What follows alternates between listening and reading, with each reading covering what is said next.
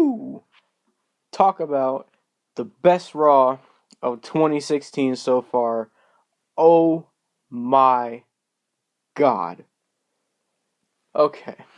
I am in the best possible mood that I can be in today. Whoo! So, you start off Raw, and they're presenting that stupid Excellence Award. Yay, who cares? And then Stephanie's getting ready to see who the award's for, which it was going to be for her. Excuse me. And then, right as she's about to realize, here comes the money. I jumped up. I was fucking ecstatic. I was screaming. Shane McMahon came out and doing his little dance. The crowd was going insane. I've never heard a crowd chant that loud for Shane McMahon ever. And then, Shane McMahon saying, Shane McMahon was taking shots.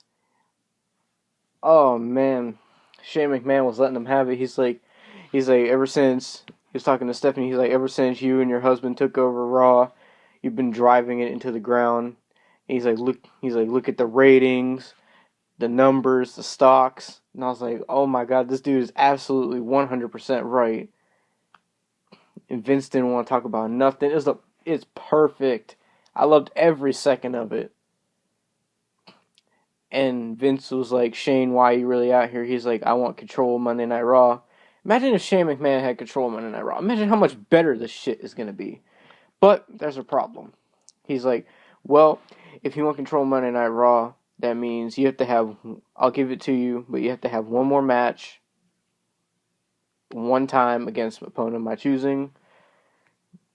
And if you win, you get control of Raw. And he's like, your match will be at WrestleMania, and it'll be against The Undertaker. And I was like, oh shit. And I was like, well, wouldn't that be kind of stupid though? And then he's like, hell in a cell. I was like, oh shit. Dude, I don't know if any of you watched Shane McMahon back in the day. This dude was insane. Go back and watch Shane McMahon versus Kurt Angle. Shane McMahon versus Kane. Shane McMahon is one crazy motherfucker when it comes to matches like that. Watch Shane McMahon, Vince McMahon, and Big Show versus DX in the Hell in a Cell. That was a phenomenal Hell in a Cell. And now Shane McMahon is going to be facing the greatest wrestler ever. And you can deny that as much as you want, but it's true. Undertaker is the greatest wrestler that ever lived. And if you don't like that, you can suck my dick. He is facing the greatest wrestler ever at WrestleMania in a Hell in a Cell. The crowd is going to be split. The people don't want Undertaker to lose, but at the same time, they want Shane McMahon to take over Raw so Raw can be better.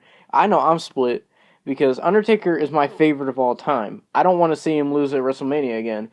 But at the same time, I want Shane McMahon to win so he could take over Raw and Raw would be so much better. But I have a feeling even if he does win, that the Authority's just going to take back over anyway. I don't know. I just have a feeling it's not going to last even if he does win. But I don't know.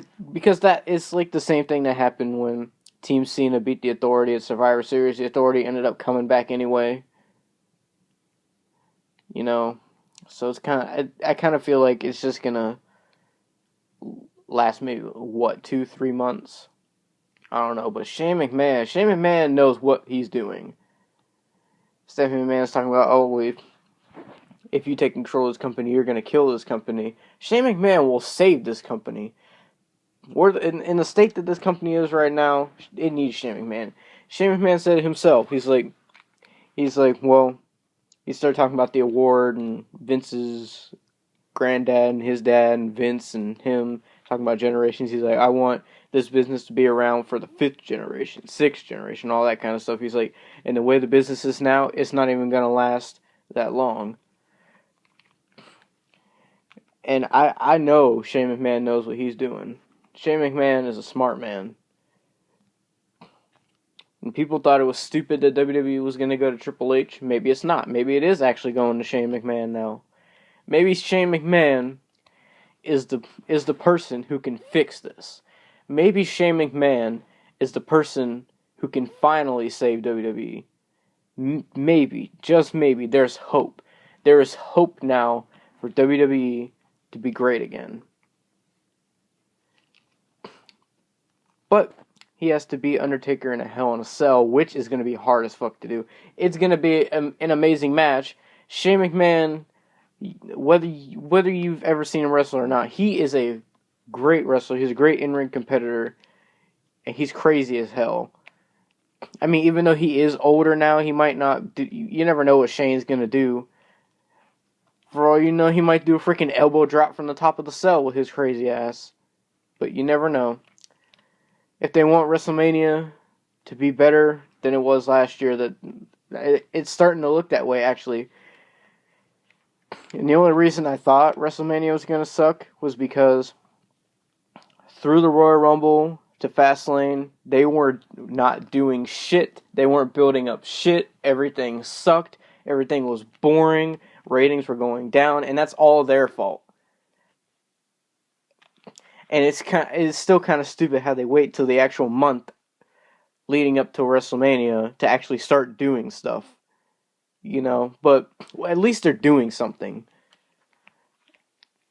And we also had a setup for another WrestleMania match. And it's going to be the Lunatic Fringe, Dean Ambrose. Some may know him as Jon Moxley, or the Titty Master. Dean Ambrose versus Brock Lesnar in a no-holds-barred street fight.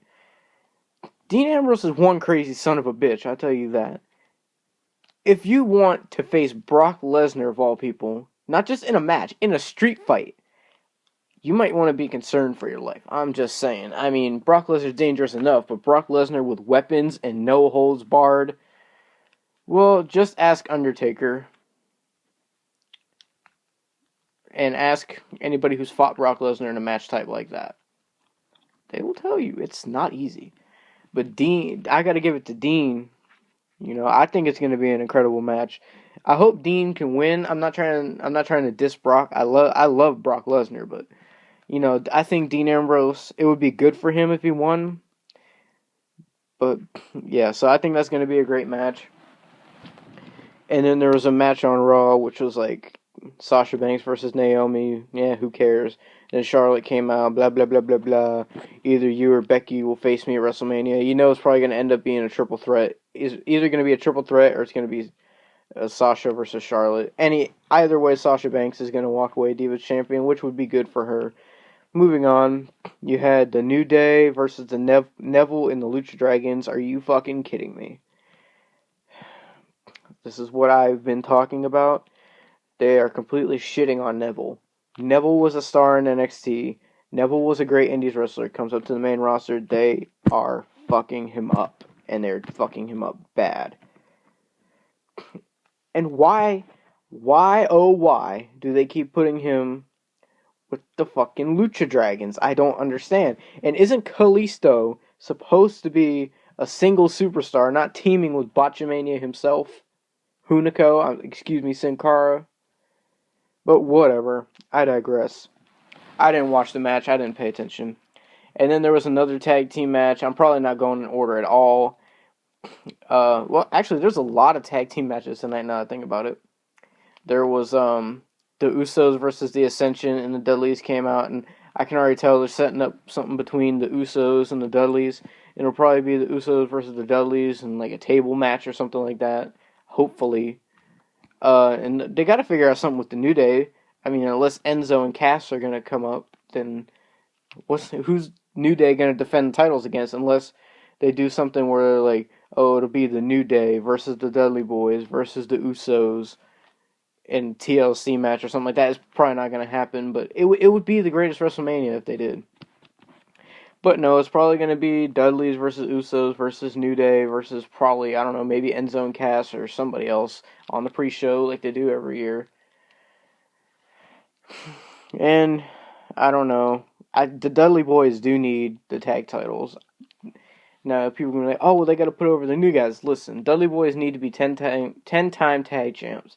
And if they're doing this heel thing with the Dudley Boys, the Dudley Boys need to be getting a win. Okay?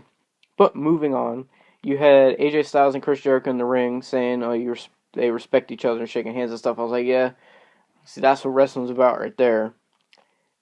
But then the stupid ass, goddamn fucking Social Outcasts come out. I don't understand why these guys have not been released. They're not doing a damn thing, and they never will. They come out, oh, that's so cute, showing respect. What are you gonna do? Hug? Like, I'm sorry, but are you seriously trying to make wrestling look like more of a joke? If two incredible athletes have an amazing match at a pay-per-view in front of thousands of people and in front of the world, and they put on one of the best matches they've ever had, and they want to respect each other, that's what the sport is all about. And how dare you come out and say that's cute? Bitch ass nigga, I was about to go in there and roast them.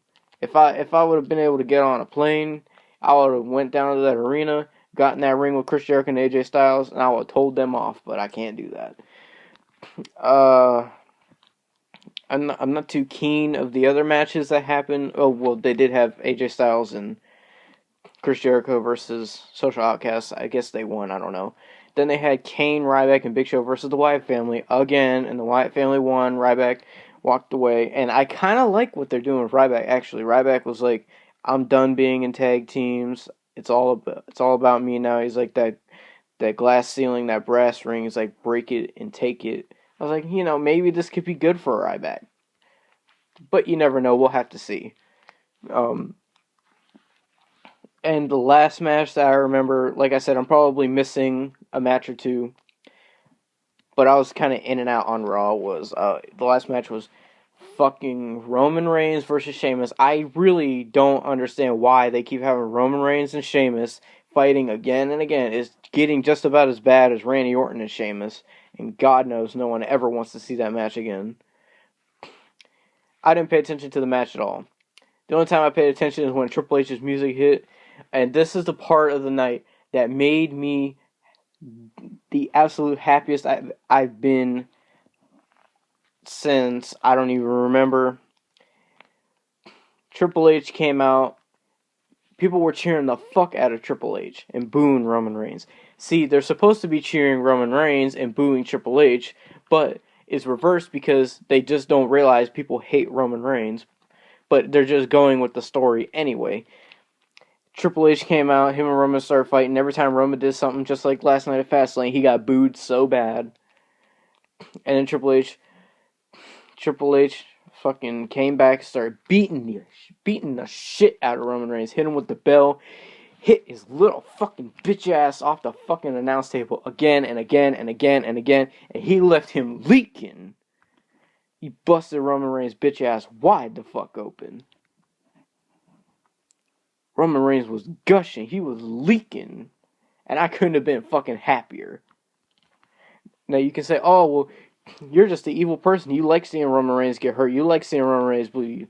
Damn right I like seeing Roman Reigns bleed. I'm tired of Roman Reigns. It's about time somebody beats the shit out of him. And the crowd was loving every single second of it too. And then Triple H pedigreed his ass on the steps. And Triple H raised the title and the crowd was going fucking insane. This is the best Raw of 2016 so far. And this is going to be the best month of the year. After WrestleMania, it's probably going to start dying down again. Unless Shane McMahon takes control.